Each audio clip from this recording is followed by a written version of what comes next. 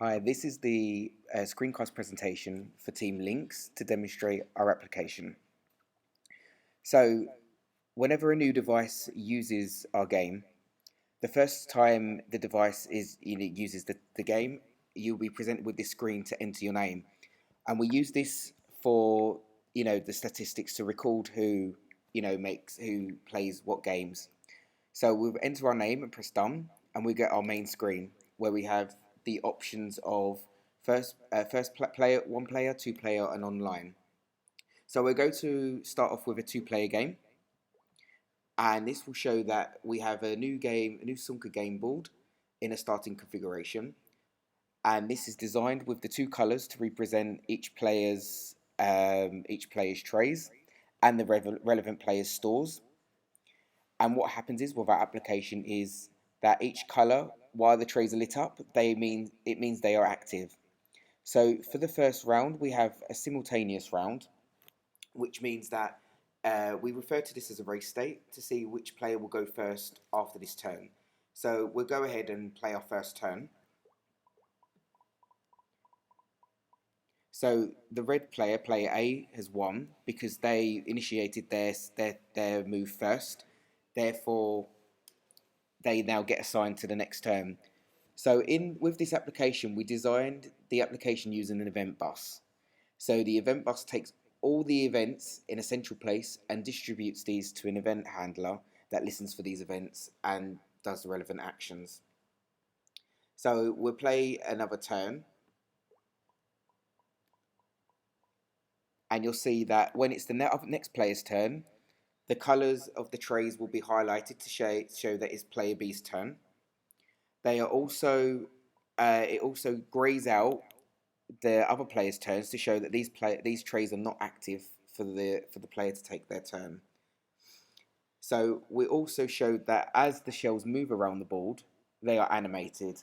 So they show that the order of the shells, how they move around the board to mimic the real actual game, and it shows the distribution in a visual way for the user, as well as some sounds to enhance usability and user experience. So we'll play another turn. The game correctly assigns the next turn to the player, and it also checks if the last shell to be distributed ends in their store.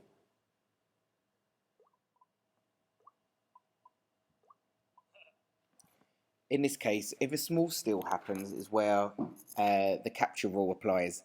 So when in the situation where a player steals their opponent's shells because the last shell has landed in an empty tray on their own side, anything less than 10 shells will produce a short snigger laugh. So this is where, in this situation, this is where we would have a steal that will occur in the big scale. And this is where we get a big evil laugh to show that more than 10 or more shells have been stolen by the other player. We also added a feature where the trays highlight. So as it shows the direction of how the shells are moving to again enhance the user experience to show what the next tray that will be distributed to.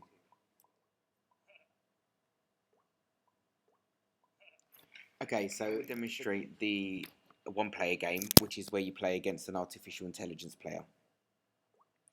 So as soon as we start, the simultaneous round will start, and depending who starts their turn first, whether you or the artificial intelligence player, will determine who goes next. So the same setup as before applies.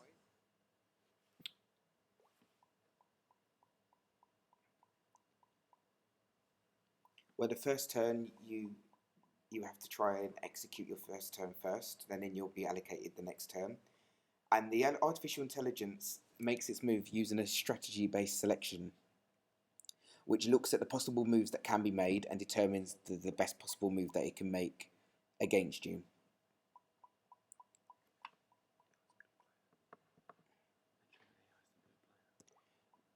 The artificial intelligence player is always the top player, which is player B. Okay, so say you want to exit a game, we can press back and we will get this dialog where it asks if we want to return to this game. So if we select yes, so if we return to the game, this will present us with exactly where we was in our game previously. We have the functionality where the feature is, say if you are playing with another person but you're unable to finish your game, then you can continue this game with an artificial intelligence player, or vice versa. So I could start a two-player game, save my game by pressing yes, and then go into the one-player game, and it will continue where I left off, but the second player, the artificial intelligence player, will take over where we currently are.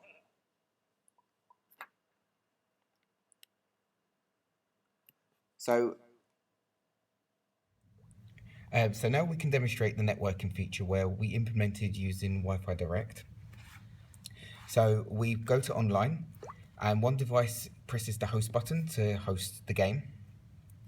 The other device will pick up and show a list of peers. So here it's picked up the other device, so we can select that.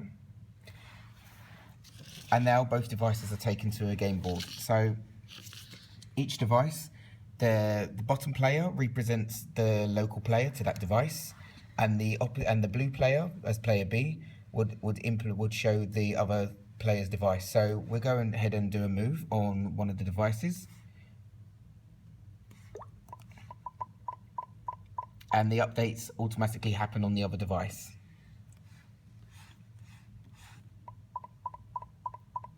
As the opposite player.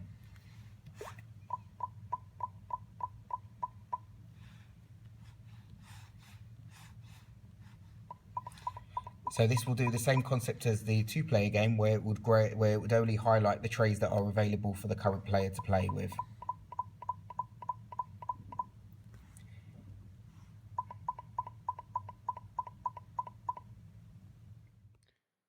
So the next part of the system is the statistics, which is available from the statistics button from the main menu of the application. And then we come to the statistics screen, which shows the player's statistics of the actual device on the left hand side, and it shows the statistics of all the other players on the right hand side in our leaderboard. So they're ordered in order of the one with the most highest statistics. So we achieved this creating a REST server to host a Mongo database, which therefore takes when a new device is used, it asks for the user's name and registers on the database the user's device and their name to then associate that user and the device with statistics. So the statistics that we include are the number of games won and lost, the average time per move, the highest or maximum score, and the player rankings, because on the right hand side the leaderboard is in order of the players' ranks. And finally, the last part to point out is that our application doesn't include a splash screen. So thank you for listening, and I hope you've enjoyed the screencast.